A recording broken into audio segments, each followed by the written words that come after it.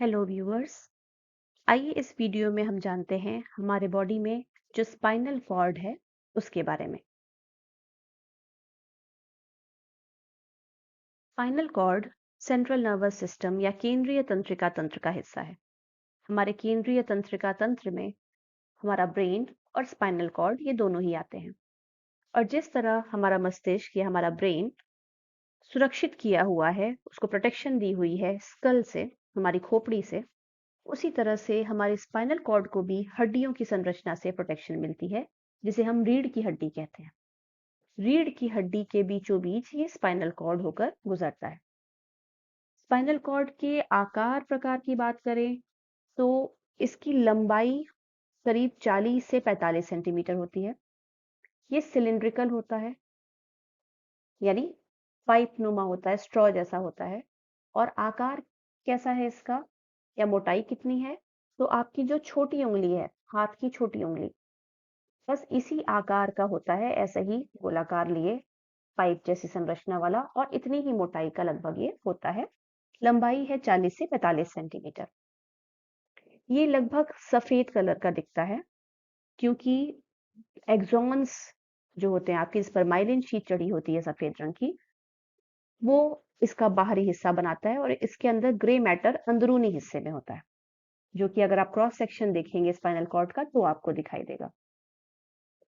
और ये आकृति जो है स्पाइनल कॉर्ड, ये हमारे वर्टिब्रल कॉलम, जिसे रीढ़ की हड्डी आप कहते हैं, जो सांप नुमा एक संरचना है हमारी पीठ के बीचों बीच से जाती हुई, उसके बीच में ये सुरक्षित रहता है स्पाइनल कॉर्ड। और ये हमारी रीढ़ की हड्डी है, इसे वर्टिब्रल कॉलम कहते हैं। ये 24 हड्डियों का बना होता है। 24 वर्टिब्रे होते हैं। वर्टिब्रा बोलिए अगर सिंगुलर बोल रहे हैं तो, या वर्टिब्री प्लूरल शब्द है, बहुवचन है। तो ये 24 वर्टिब्री होती हैं, ये हड्डियां हैं, और इनके अंदर हमारा स्पाइनल कॉर्ड होता है। अगर गर्दन के पास से शुरुआत करें तो पहली 7 हड्डियां जो होती हैं उन्हें कहते हैं सर्वाइकल वर्टिब्री। इसे लोगों को जब प्रॉब्लम होती है गर्दन में, बोलते हैं सर्वाइकल हो गया, मतलब सर्वाइकल हिस्से में उन्हें दर्द या तकलीफ बनी रहती है।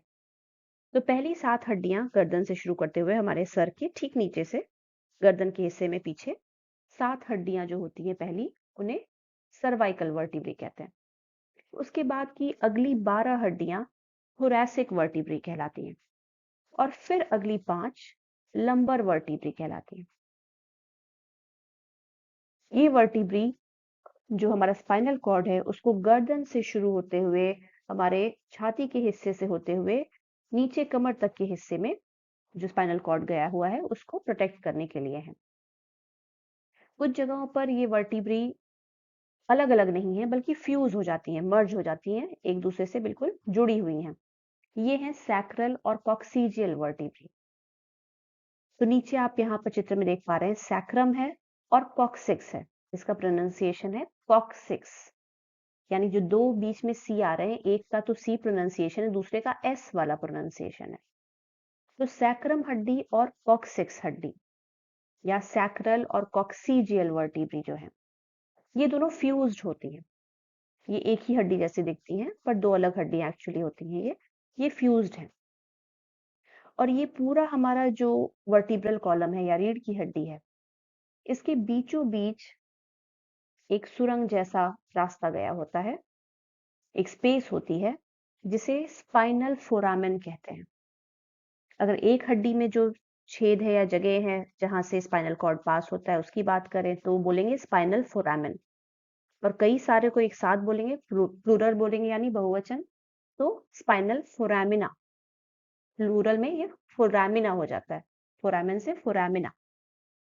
तो ये स्पाइनल फोरामिना जो है, जो स्पेस गई हुई है सब हड्डियों के बीचों बीच से होके, उसी के बीच में हमारा स्पाइनल कॉर्ड गुजरता है, और इसी वजह से प्रोटेक्टेड रहता है बीचों बीच।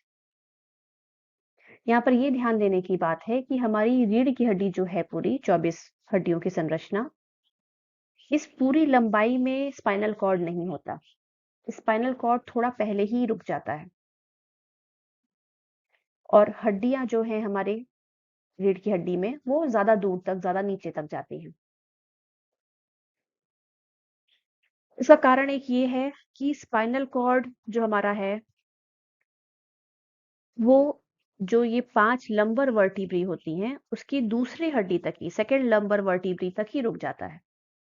पर वहां तक से जो स्पाइनल कॉर्ड एक पतले सूत की तरह से आता है, एक पतली आपकी छोटी उंगली जितनी मोटाई की तरह से आता है, सिंगल वे में, उस पॉइंट के बाद यानी सेकंड नंबर वर्टिब्री तक पहुंचने के बाद ये बहुत सारे हिस्सों में बढ़ जाता है, जड़नुमा कई सारे इसमें से ब्रांचेस निकल जाती हैं और इस संरचना को नाम दिया गया है कॉर्डा इक्विना, जिसका शाब्दिक अर्थ होता है घोड़े की पूंछ। तो ये घोड़े की पूंछ जैसे दिखने लग जाता है स्पाइनल कॉर्ड नीचे के हिस्सों में, इसलिए इसे नाम दिया गया है कॉर्डा इक्विना। कुछ इस तरह से, जैसा आप यहाँ इस चित्र में देख पा रहे हैं, एक निश्चित दूरी तक आने के बाद, जो कि दूसरी लंबर वर्टिब्री तक होता है, उसके बाद ये कई सारी जड़ों जैसी संरचना में या घोड़े की पूंछ जैसी संरचना में बढ़ जा रहा है और इस संरचना को कॉर्डा इक्विना नाम दिया गया है क्योंकि ये घोड़े की पूंछ जैसा दिखाई दे रहा है। अगर शरीर के संदर्भ में हम बात करें तो रीढ़ की हड्डी या स्पाइनल कॉर्ड, इन दोनों का डॉर्सल सरफेस हम कहेंगे जो हमारे पीठ की ओर होगा, और जो अंदर शरीर की ओर होगा यानी पेट की ओर जो हिस्सा होगा उसे हम कहेंगे कि वो वेंट्रल हिस्सा है। तो बाहरी हिस्सा जो है हमारी रीढ़ की हड्डी का या स्पाइनल कॉर्ड का, जो पीठ की तरफ होगा, वो हम कहेंगे ये डॉर्सल हिस्सा है स्पाइनल कॉर्ड का। और जो अंदर की तरफ होगा, पेट की तरफ होगा, शरीर के अंदरूनी हिस्से की तरफ, उसे हम कहेंगे ये वेंट्रल हिस्सा है। और हमारा स्पाइनल कॉर्ड लंबर वर्टिब्री जो है वहां के सेकंड नंबर, 5 लंबर वर्टिब्री हैं उसमें दूसरे नंबर तक के वर्टिब्री तक ये पहुंचता है। शुरुआत इसकी अगर कहें कि कहाँ से ऊपर से शुरू हो रहा है हमारा स्पाइनल कॉर्ड, तो ब्रेन स्टेम से लगा हुआ ही शुरू होता है स्पाइनल कॉर्ड। और जिस पॉइंट पर मानते हैं कि ब्रेन स्टेम खत्म हो गया और स्पाइनल कॉर्ड शुरू हुआ, उस जगह को मेड्यूलरी कोनस नाम दिया जाता है। Medullary conus. हमारा स्पाइनल कॉर्ड ब्रेन स्टेम के पास जो हिस्सा है जहां से शुरू हो रहा है, सर्वाइकल वाला हिस्सा, वहां पर थोड़ा ज्यादा मोटाई लिए होता है, लेकिन फिर उसके बाद नीचे तक आते हुए अलग अलग हिस्सों में कहीं मोटा कहीं पतला होता है, यानी एक समान इसकी मोटाई नहीं होती है। फिर दूसरा मोटा हिस्सा इसका आता है लंबर वाले क्षेत्र में, लंबर वर्टिब्री जहां पर है, वहां पर ये फिर थोड़ा ज्यादा मोटाई रखे हुए होता है। अब बात करते हैं स्पाइनल नर्व्स की। नर्व्स पेरिफेरल नर्वस सिस्टम में होते हैं, यानी परिधीय तंत्रिका तंत्र। तो पेरिफेरल नर्वस सिस्टम में जब न्यूरॉन्स के एक्सॉन्स मिलकर बंडल बनाते हैं, तो उस बंडल को नर्व्स का नाम दिया जाता है। और स्पाइनल नर्व्स यानी वो नर्व्स जो कि स्पाइनल कॉर्ड में इंफॉर्मेशन ले आ रही हैं या उससे इंफॉर्मेशन ले जा रही हैं। तो आप जानते हैं हमारा मस्तिष्क तो ऊपर की तरफ स्थित है और हमारा बॉडी पूरा पैर तक नीचे तक गया हुआ है। नीचे के बिल्कुल पैर के पंजों तक या उनकी उंगलियों से जब जानकारी लेकर ब्रेन तक जानी पड़े, तो डायरेक्ट पाथवे अगर उतना बड़ा कोई न्यूरॉन रहेगा, तो ये दिक्कत हो सकती है, समय लग सकता है और ये सही प्रकार से कम्युनिकेशन हो भी नहीं पाएगा। इसकी वजह से ब्रेन का ही एक एक्सटेंशन है स्पाइनल कॉर्ड, जो सेंट्रल नर्वस सिस्टम का ही हिस्सा है, वो काफी नीचे तक हमारी पीठ तक आता है और उससे जो अलग अलग नर्व्स निकलती हैं वो अलग अलग बॉडी पार्ट्स तक, बिल्कुल नीचे हाथ पैरों तक जाती हैं जो दूर के हिस्से हैं शरीर के। और वहां से इंफॉर्मेशन जल्दी लेकर पहले स्पाइनल कॉर्ड तक आता है, फिर स्पाइनल कॉर्ड से इंफॉर्मेशन भेजी जाती है हमारे ब्रेन को। तो स्पाइनल कॉर्ड का मुख्यतः काम क्या है कि उससे जो स्पाइनल नर्व्स निकलती हैं वो सेंट्रल नर्वस सिस्टम और बॉडी के अन्य भागों से जो कि सेंट्रल नर्वस सिस्टम से दूर स्थित हैं, उनसे बीच में कम्युनिकेशन या संचार का माध्यम बनता है स्पाइनल कॉर्ड, अपने स्पाइनल नर्व्स के माध्यम से। अब स्पाइनल नर्व्स की अगर हम बात करें तो आप देखेंगे जब क्रॉस सेक्शन एक स्पाइनल कॉर्ड का, तो आप देखेंगे उसमें दो बाहें जैसी, दो आर्म्स जैसा स्ट्रक्चर निकला होता है। जो डॉर्सल साइड में होता है यानी पीछे की तरफ होता है, पोस्टीरियर हिस्सा, वहां से भी कुछ नर्व्स होती हैं और जो वेंट्रल साइड है वहां भी कुछ नर्व्स निकली होती हैं। जो डॉर्सल साइड है वहाँ नर्व्स एंटर करती हैं स्पाइनल कॉर्ड में, यानी वो शरीर के विभिन्न भागों से जानकारी लेकर स्पाइनल कॉर्ड में एंटर करती हैं डॉर्सल वाले हिस्से से, और वेंट्रल वाले हिस्से से मोटर इंफॉर्मेशन, यानी जो सेंट्रल नर्वस सिस्टम ने, हमारे ब्रेन ने इंस्ट्रक्शन दिया, वो इंफॉर्मेशन फिर बॉडी पार्ट्स को भेजी जाती है निश्चित मूवमेंट करने के लिए। वो वेंट्रल वाले हिस्से से होता है। और ये नर्व्स के जो बंडल निकले होते हैं स्पाइनल कॉर्ड से, इन्हें रूटलेट्स कहा जाता है, जो आगे चलकर कंबाइन होकर मोटे रूट्स बना लेते हैं। जो डॉर्सल रूट और वेंट्रल रूट की हम बात कर रहे हैं कि डॉर्सल रूट जो होता है, वहाँ स्पाइनल कॉर्ड में इंफॉर्मेशन एंटर होती है, शरीर के अलग अलग भागों से इंफॉर्मेशन आ रही है और वो डॉर्सल रूट से स्पाइनल कॉर्ड में एंटर हो रही है। तो डॉर्सल रूट में आप एक उभार जैसी संरचना देखेंगे, जिसे स्पाइनल गैंग्लियन कहा जाता है। ये वो हिस्सा है जहां जो न्यूरॉन्स बॉडी से इंफॉर्मेशन लेकर आ रहे हैं स्पाइनल कॉर्ड की तरफ, उनकी सेल बॉडीज पाई जाती हैं वहां पर। सेल बॉडीज का कलेक्शन वहां होता है, उसे स्पाइनल गैंग्लियन कहते हैं। इसलिए डॉर्सल रूट में ही केवल ये स्पाइनल गैंग्लियन दिखाई देते हैं। वेंट्रल रूट, जो कि मोटर इंफॉर्मेशन लेके स्पाइनल कॉर्ड से बॉडी पार्ट्स की तरफ जा रहा है, उसमें इस तरह की कोई संरचना नहीं दिखाई देती है। स्पाइनल नर्व्स हमारी 31 पेयर होती हैं। 31 जोड़ों में स्पाइनल नर्व्स होती हैं। यानी ये नर्व्स जो कि स्पाइनल कॉर्ड से निकलती हैं और बॉडी के विभिन्न हिस्सों में जाती हैं, वहां से सेंसरी इंफॉर्मेशन स्पाइनल कॉर्ड तक ले आने के लिए, या मोटर इंफॉर्मेशन स्पाइनल कॉर्ड से उन बॉडी के हिस्सों को ले जाने के लिए। और ये जोड़ों में क्यों है, पेयर्स में क्यों है? क्योंकि एक बाईं तरफ निकलती है तो उसके साथ साथ दूसरी दाईं तरफ से निकलती है। और ये सारे 31 पेयर जो हैं, पहले पेयर को छोड़ के, जो सर्वाइकल पेयर है, उसको छोड़ दिया जाए तो बाकी 30 जो पेयर्स हैं, वो हमारी जो वर्टिब्री हैं, हमारे रीढ़ की हड्डी में जो हड्डियां हैं अलग अलग, उसके बीच में से जो जगहें हैं, वहां से ये नर्व्स निकलती हैं, सिर्फ पहली वाली को छोड़ के।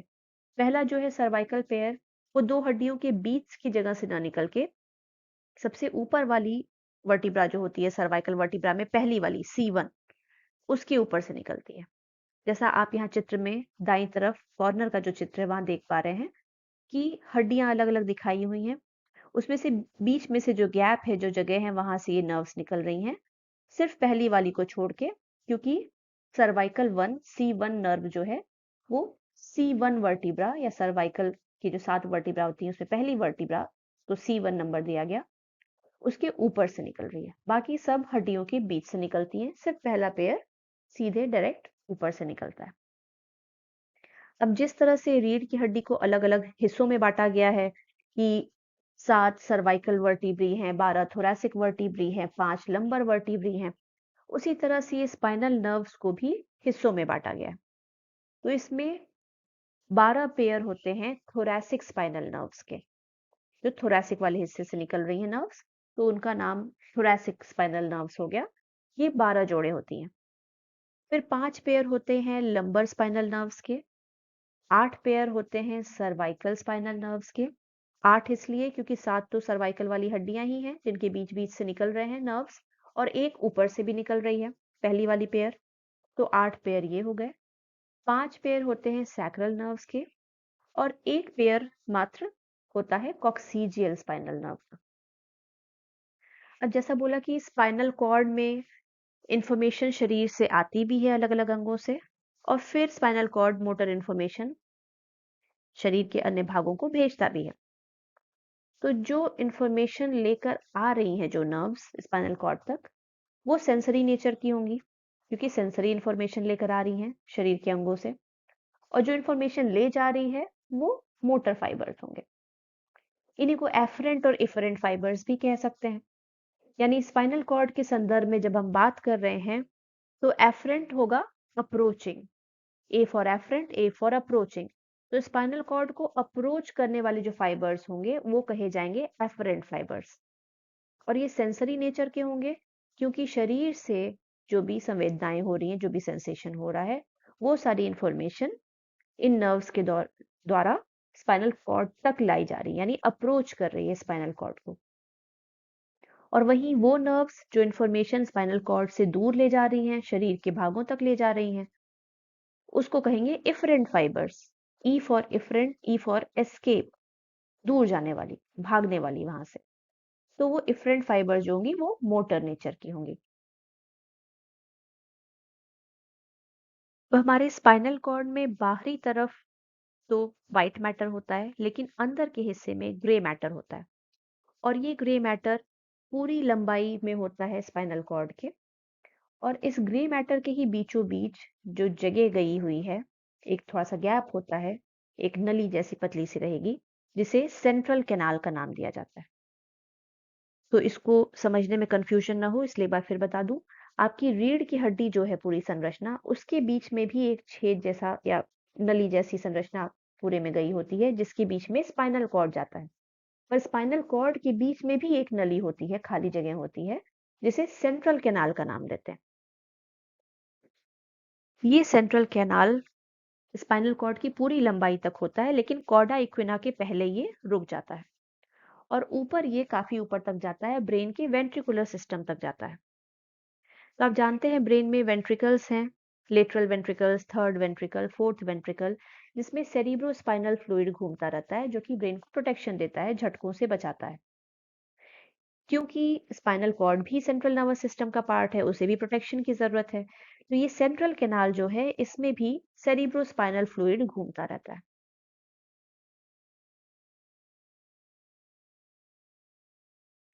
ये संरचना आप देख पा रहे हैं, यहाँ पे वर्टिब्री भी दिखाई हुई हैं, और बीच में येलो कलर में जो आपको दिखा रहा है स्ट्रक्चर, वो एक क्रॉस सेक्शन है हमारे स्पाइनल कॉर्ड का, जो कि ये वर्टिब्री की संरचना से हमारी रीढ़ की हड्डी के बीच से गया हुआ है। इसमें आप देख पा रहे हैं जो हल्का येलो कलर का स्ट्रक्चर बाहर है, वो हमारा व्हाइट मैटर है, और बीच में जो डार्कर येलो कलर दिखा रहा है वो ग्रे मैटर है। और उसके बीच में जो छोटी सी जगह एक छिद्र जैसा दिख रहा है, वही हमारा सेंट्रल कैनाल है, जहां से सेरिब्रोस्पाइनल फ्लूइड जाता है। और आप देख पा रहे हैं कि यहाँ पर स्पाइनल कॉर्ड से दो मुख्य बाहें नुमा संरचना निकली है, जो फिर कई भागों में जाके आगे अलग अलग नर्व्स में बट गई है। इसमें आप देखिए कि जो डॉर्सल हिस्सा है, जो पीछे वाला हिस्सा है, पीठ की तरफ वाला हिस्सा है, वहां वाली जो बाह निकली है, उसमें कुछ उभार जैसा संरचना दिखाई दे रही है। यही है स्पाइनल गैंग्लियन। ये बाह सेंसरी इंफॉर्मेशन लाने वाली है, जो कि बॉडी से सेंसरी इंफॉर्मेशन स्पाइनल कॉर्ड तक लेके आती है। और जो दूसरी नीचे की तरफ दिख रही है, वो वेंट्रल रूट है, वो मोटर इंफॉर्मेशन लेकर आगे बॉडी पार्ट्स तक जाती है। यहाँ पे आपको और साफ तौर पे चीज दिख पा रही है। ऊपर आप देखिए डॉर्सल रूट गैंग्लियन दिखा रहा है, और नीचे की तरफ वेंट्रल रूट है। वेंट्रल रूट में गैंग्लियन नहीं होते, सिर्फ डॉर्सल रूट में होता है। तो ये उभार वाली संरचना सिर्फ डॉर्सल रूट में आपको दिखेगी, क्योंकि जो सेंसरी न्यूरॉन्स हैं, जो बॉडी से सेंसरी इंफॉर्मेशन लेकर पहुंच रहे हैं स्पाइनल कॉर्ड तक, उन सब के सेल बॉडीज का यहाँ पर कलेक्शन होता है, इसलिए वो उभार सी संरचना दिखती है। क्योंकि ये पेरिफेरल नर्वस सिस्टम का हिस्सा है, इसलिए पेरिफेरल नर्वस सिस्टम में सेल बॉडीज के कलेक्शन को हम गैंग्लियन कहते हैं, और एक्सॉन्स के कलेक्शन को नर्व कहते हैं।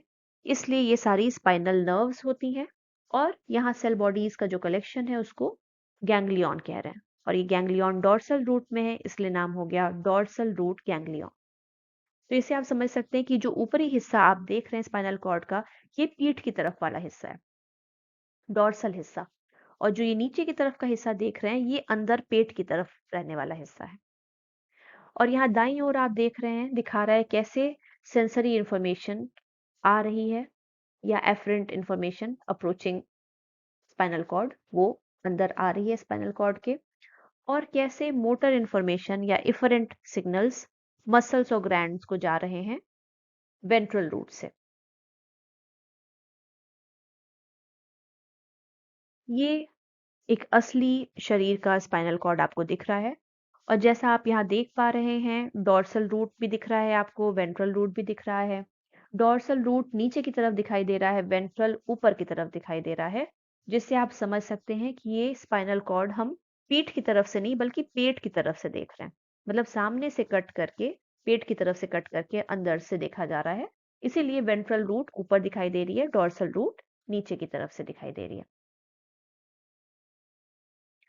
अब ये जो हमने अभी पिछला डायग्राम देखा जिसमें कि हम देख रहे थे कि डॉर्सल रूट किस प्रकार से सेंसरी इंफॉर्मेशन लेकर स्पाइनल कॉर्ड तक आती है और किस प्रकार वेंट्रल रूट मोटर इंफॉर्मेशन लेकर मसल्स और ग्लैंड्स तक जाती है।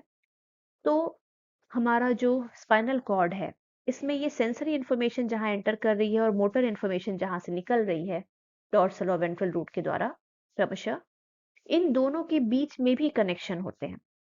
कुछ न्यूरॉन्स होते हैं जिन्हें इंटर न्यूरॉन्स कहते हैं। ये सेंसरी इंफॉर्मेशन जो आ रही है उसको डायरेक्ट मोटर इंफॉर्मेशन वाले चैनल से कनेक्ट कर देते हैं।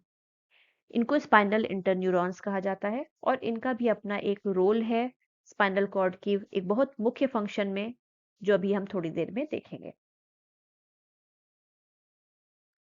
आइए बात करते हैं फंक्शंस स्पाइनल कॉर्ड के।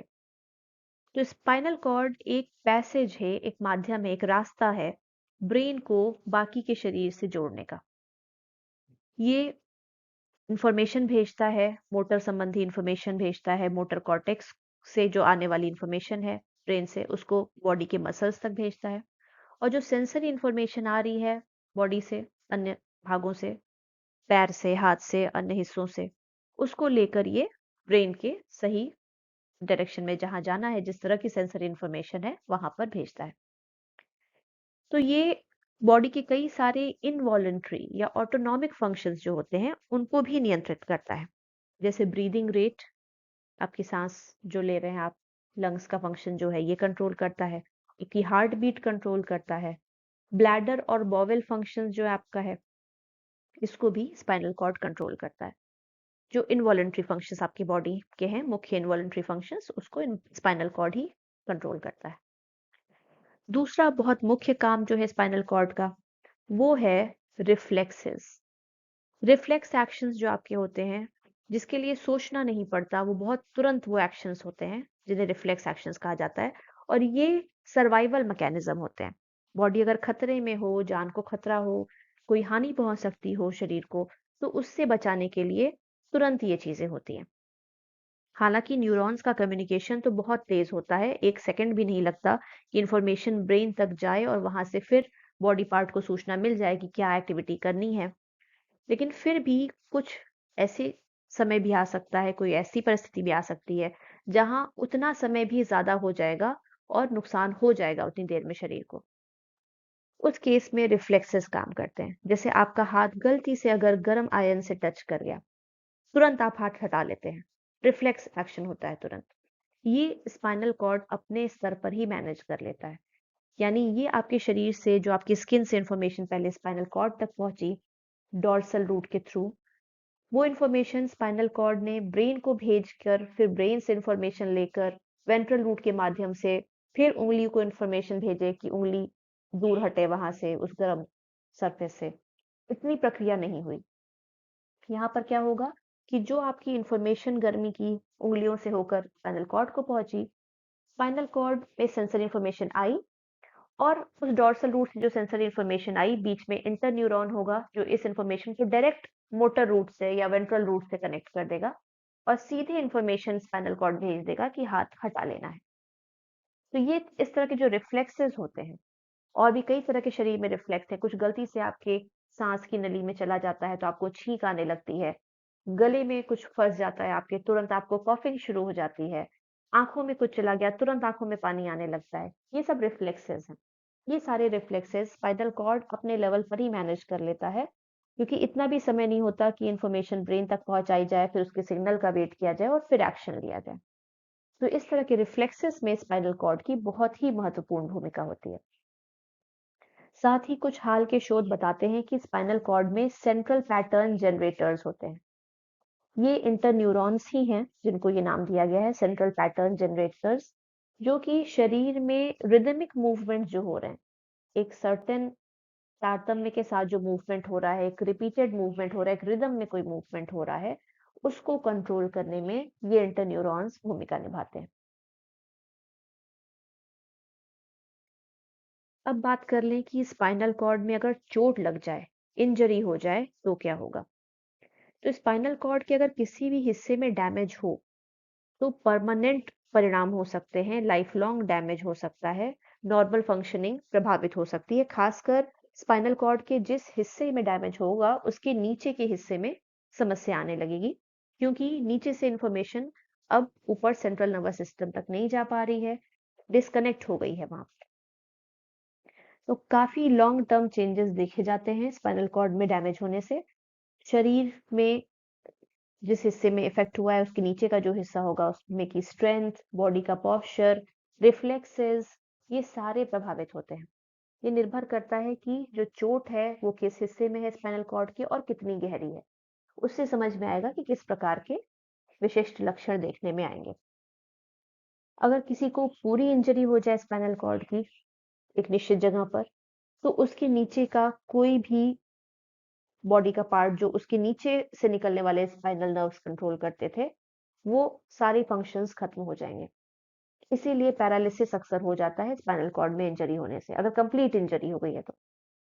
अगर कंप्लीट नहीं है तो कुछ फंक्शंस हो सकते हैं, उतने बेहतर ढंग से नहीं होंगे, पर शायद कुछ इन्फॉर्मेशन फिर भी पास हो जा रही हो, जिसकी वजह से कुछ फंक्शंस थोड़े बहुत मैनेज हो सकते हैं। और स्पाइनल कॉर्ड की इंजरी न सिर्फ स्पाइनल नर्व्स पर प्रभाव डालती है, बल्कि बाकी मसल्स और जो महत्वपूर्ण ऑर्गन्स हैं बॉडी के, उन पर भी असर डालती है।